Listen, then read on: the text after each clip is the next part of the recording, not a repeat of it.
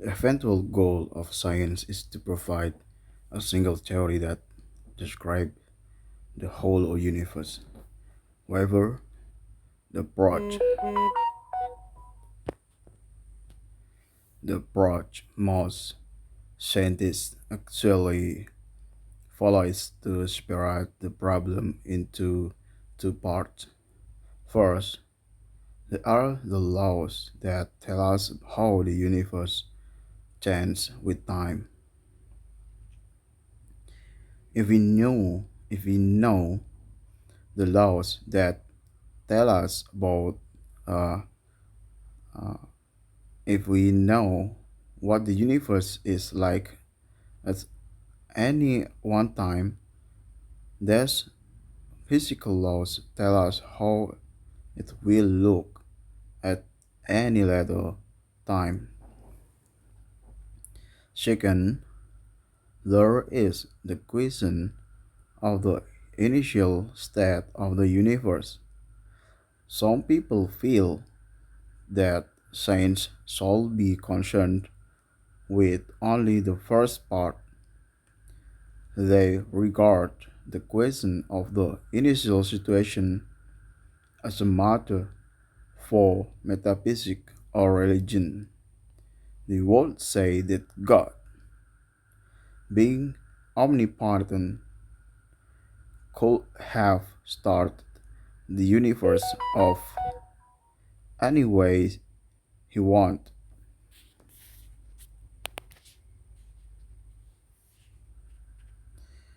That may be so, but in that case, he also could have made it develop in a competently in a completely arbitrary way.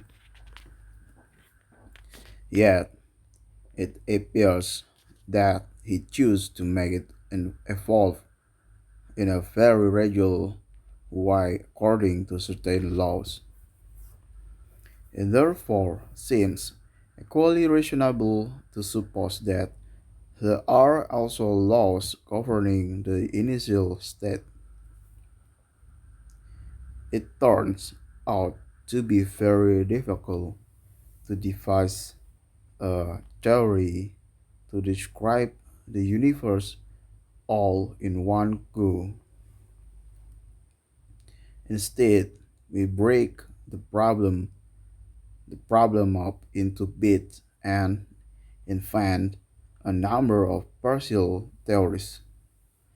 Each of these partial theories describes and predicts a certain limited class of observations, neglecting the effect of the other quantities or representing them by simple sets of numbers.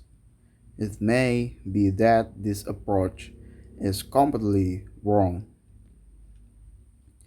If everything in the universe depends on everything else in a fundamental way, it might be impossible to get close to a full situation by investigating parts of the problem in isolation.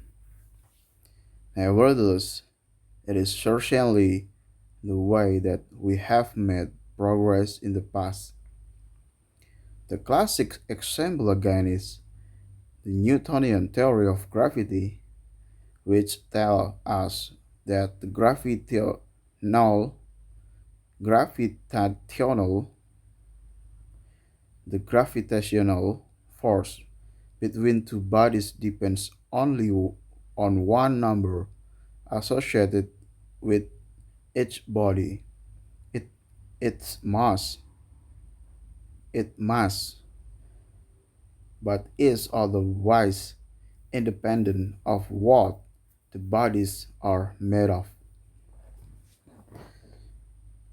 Thus, one does not need to have a theory of the structure and constitution of the sun and planets in order to calculate their orbit. Today, scientists describe the universe in terms of two basic partial theories. The general theory of relativity and quantum mechanics, they are the great intellectual achievement of the first half of this century.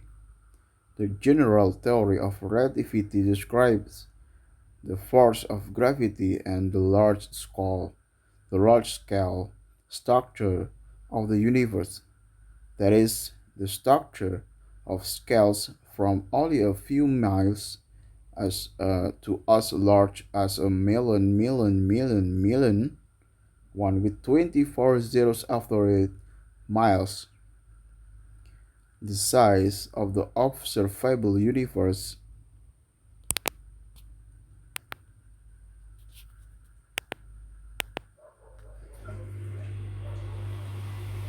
Quantum mechanics, on the other hand, on the other hand, deals with phenomena on extremely small scales, such as a millionth, millionth of the millionth of an inch.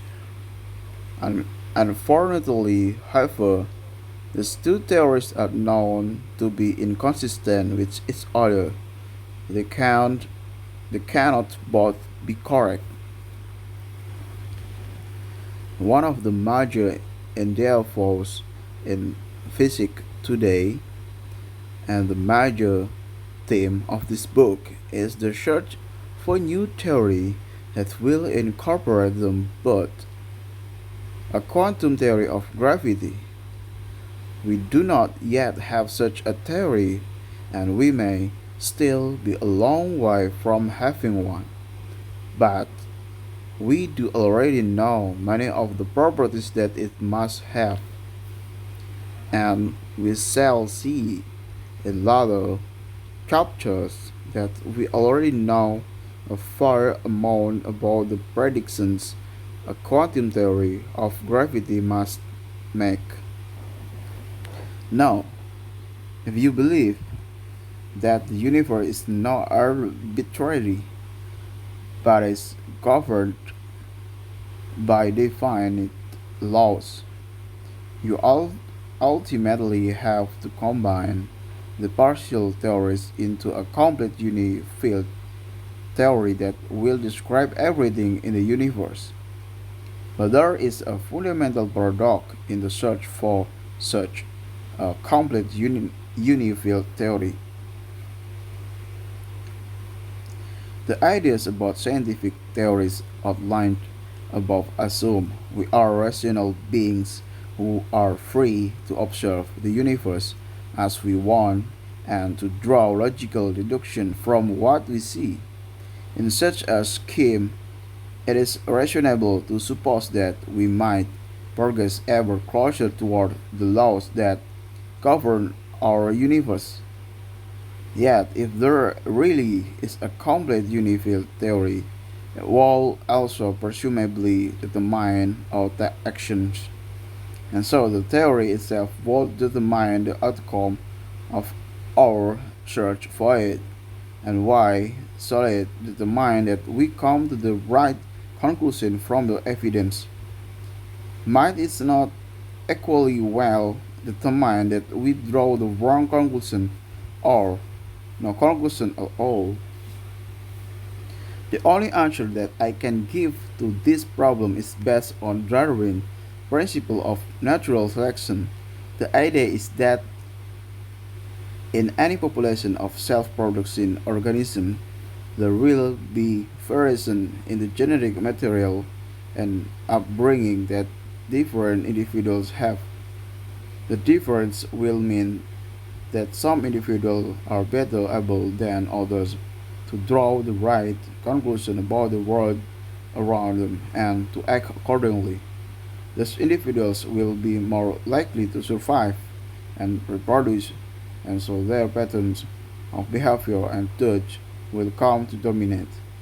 It has certainly been true in the past that what we call intelligence and scientific discovery have conveyed, conveyed a survival advantage. It is not so clear that this is still the case. Our scientific discoveries may well destroy us all, and even if they don't, a complete and unfit, unfit theory may not make much difference to our chance of survival. However, provided the universe has unfolded in a regular way, we might expect that the reasoning abilities that nature selection has given us will be valid also in our search for a complete unified theory, and so will not lead us to the wrong conclusions. Because the partial theories that we already have are sufficient to make accurate predictions in all but the most extreme situations. The search for the ultimate theory of the universe seems difficult to justify on practical grounds. It is worth noting that, that similar arguments could have been used again about relativity and quantum mechanics, and these theories have given us both nuclear energy and the microelectronics revolution. The discovery of a complete unified theory, therefore, may not aid the survival of our species. It may not even affect our lifestyle, but ever since the dawn of civilization, people have not been content to see events as unconnected and inexplicable and inexplicable. They have craft and understanding of the underlying order in the world. Today we still yearn to know why we are here and where we came from. Humanity's deepest desire for knowledge is justification enough for our continuing quest, and our goal is nothing less than a complete description of the universe we live in. Chapter 2: Space and Time. Our present ideas about the motion of bodies date back to Galileo and Newton. People believe Aristotle would say that the natural state of a body was to be at rest and that is moved only if driven by a force or impulse. It followed, it followed that a heavy body should fast faster. It followed that a heavy body should fall faster than a light one because it will have a greater pull toward the earth. The Aristotelian tradition also held that one could work all the laws that govern of the universe by pure touch. It wasn't necessary it wasn't necessary to check by observation. So, no one until Galileo bothered to see whether bodies in of different weight did in fact fall at different speeds. It is said that Galileo demonstrated that Aristotle's belief was false by dropping weight from the Leaning Tower of Pisa. The story is almost strangely untrue, but Galileo did do something equivalent. He rolled a ball of the different weight down a smooth slope. The situation is similar to that of the heavy body falling vertically, but it is easier to observe because the speeds are smaller. Galileo's measurements indicated that its body increased its speed at the same rate, no matter what its weight. For example, if you let go of a ball on a slope that drops by 1 meter for every 10 meters you go along, the ball will be traveling down the slope at a speed of about 1 meter per second after 1 second, 2 meters per second after 2 seconds, and so on. However heavy the ball, of course, lead weight will fall faster than a feather.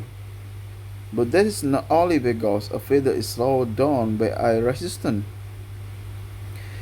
If one drops two bodies that don't have much air resistance, such as two different lead weights, they fall at the same rate.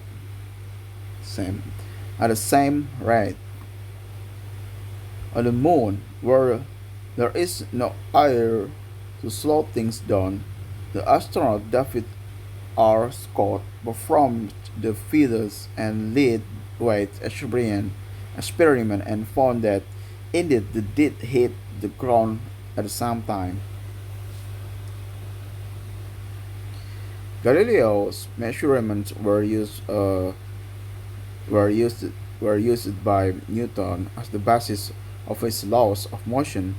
In Galileo's experiment, as a body rolled down the slope, it was always acted on by the same force, its weight, and the effect was to make it constantly speed up. This showed that this showed that the real effect of a force is always to change the speed of a body rather than just to set it moving. As was previously taught, this also means that whatever a body is not acted on by and force, it will keep on moving in a straight line at the same speed. This idea was first stated explicitly, explicitly, explicitly, ex- explicitly in Newton's Principia Mathematica, published in 1687, and is known as Newton's first law. What happened to a body when a force does act on it is given by Newton's second law.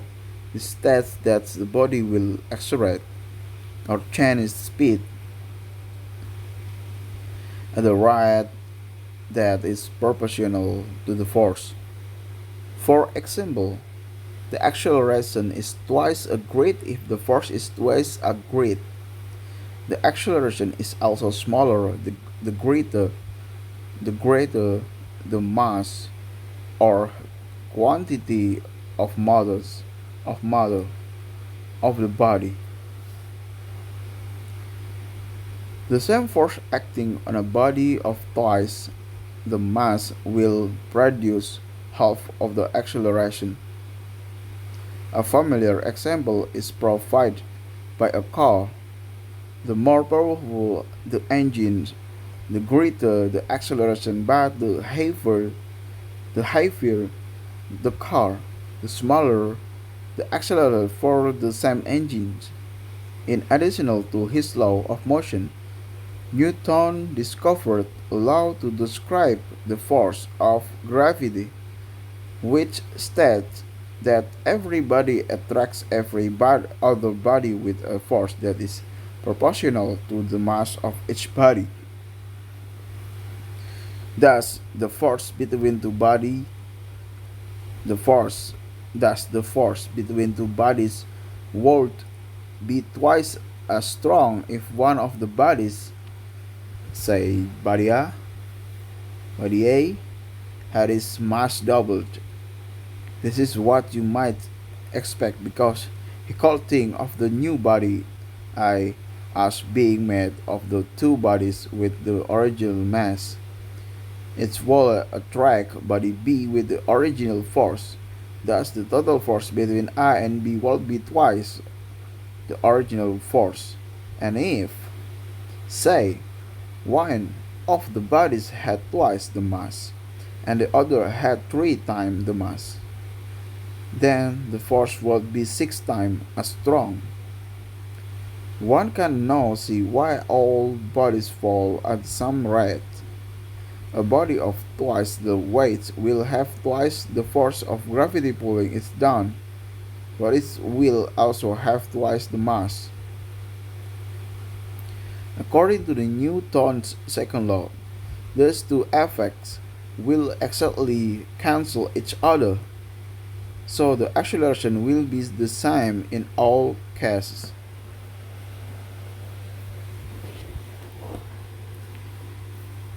Newton's law of gravity also tells us that the farther apart of the body the farther apart the bodies, the smaller the force. Newton's law of gravity says that the gravitational attraction of a star is actually one quarter that of a similar star, a half the distance. This law predicts the orbit of the Earth, the Moon, and the planet with a great accuracy. If the law were that the gravitational attraction of a star went down faster or increased more rapidly with its time, the orbit of the planet would not be elliptical. They would either spiral into the sun or escape from the sun. The big difference between the ideas of Aristotle and those of Galileo and Newton is that Aristotle believed in a preferred state of rest, which anybody would take up if it were not driven by some force of impulse.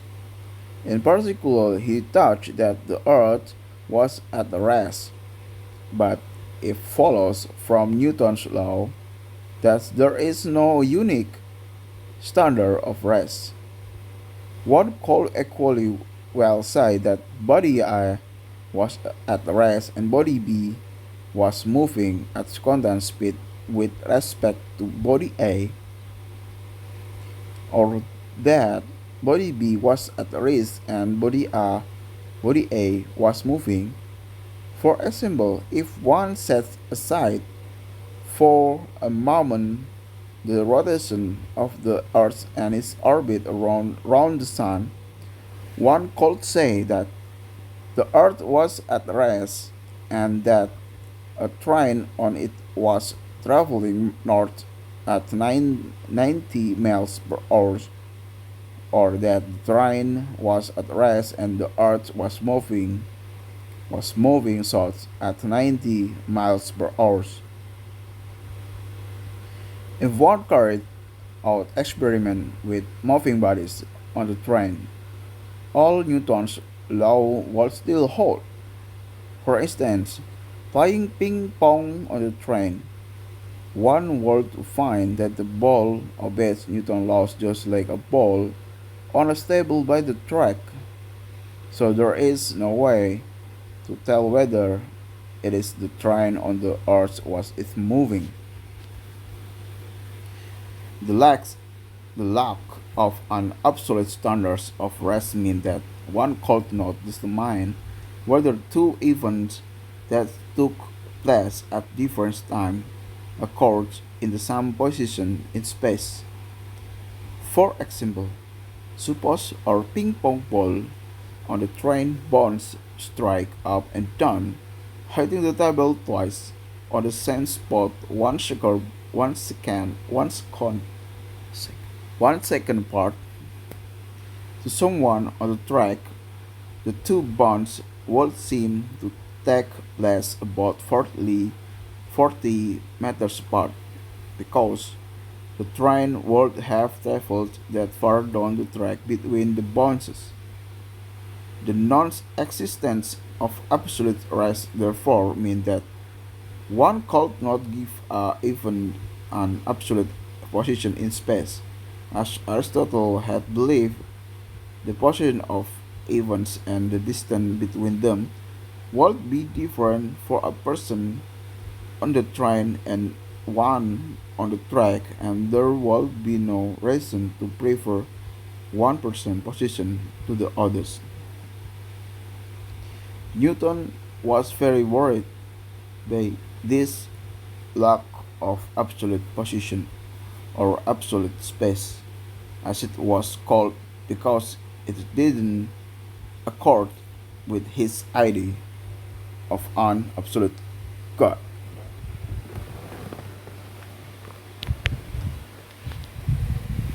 In fact, he refused to accept that, like, in fact, he refused to accept lack of absolute space, touch, even touch. It was implied by his laws. He was severely criticized for this irrational belief by many people, most notably by Bishop Berkeley, a philosopher who believed that all material objects and space and time are an illusion. When the famous Dr. Johnson was told of Berkeley's opinion, he cried, "Refute it thus," and stabbed these two on a large stone. Both Aristotle and Newton believed in absolute time. That is, they believed that one called an ambiguously measures the interval of time between two events, and that this time would be the same however measured it, provided they use a good clock. Time was completely separate from and independent of space. This is what most people would take to be the common sense view. However, we have had to change our ideas about space and time, although our apparently common sense notion work well when dealing with things like apples or planets that travel comparatively slowly. They don't work at all for things moving at or near the speed of light.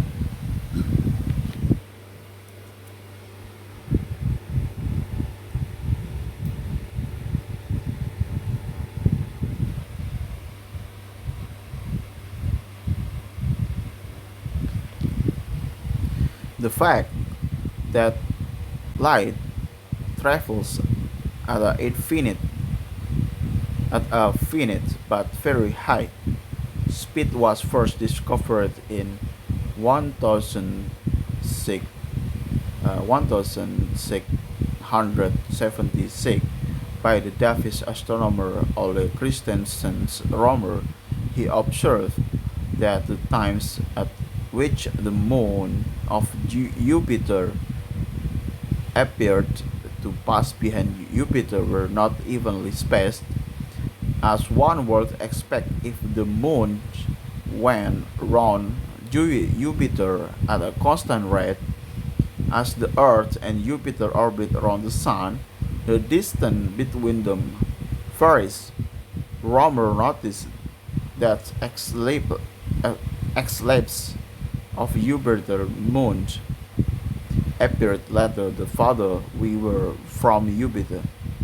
He argued that this was because the light from the moons took longer to reach us when we were farther away. His measurement of the variation in the distance of the Earth from Jupiter were, however, not very accurate, and his value for the speed of light was 140,000 miles per second, compared to the modern value of 186,000 miles per second. Nevertheless, Romer's achievement is not only proving that light travels at a finite speed, but also in measuring that speed was remarkable, coming as it did 11 years before Newton's publication of Principia Mathematica. A proper theory of the propagation of light didn't come until 1865 when the British physicist, by, physicist James Clerk Maxwell James Clerk Maxwell succeeded succeed in